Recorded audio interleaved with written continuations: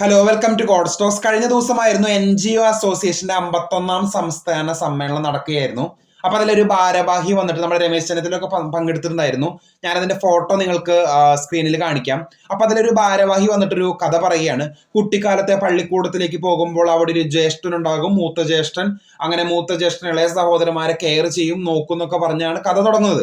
അദ്ദേഹം വിഷയം പറയുന്നത് ഇങ്ങനെയാണ്: കളിപ്പാട്ടത്തിനായി അനുജൻ വാശി പിടിച്ചപ്പോൾ കയ്യിലുള്ളത് നൽകി ചിരിച്ചുകൊണ്ട് പിൻവാങ്ങിയ കേരള രാഷ്ട്രീയത്തിലെ മാതൃകാ ജ്യേഷ്ഠനാണ് രമേശ് ചെന്നിത്തല എന്ന്.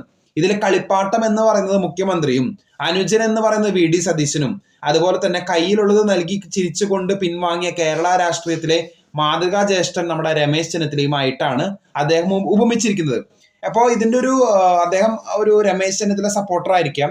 അപ്പൊ ഇതൊരു പൊതു വേദിയിൽ വെച്ചിട്ട് അദ്ദേഹം ഓപ്പൺ ആയിട്ട് ഇങ്ങനെ സംസാരിക്കുകയാണ്. അപ്പൊ സോഷ്യൽ മീഡിയയിൽ വലിയൊരു പൊങ്കാല തന്നെയാണ് ഇതിനെതിരെ വരുന്നത്. ഇപ്പൊ റഹീമൊക്കെ അതിനെ എന്താ പറയാ ട്രോളിക്കൊണ്ട് ഫേസ്ബുക്ക് പോസ്റ്റ് ഇട്ടിട്ടുണ്ട്.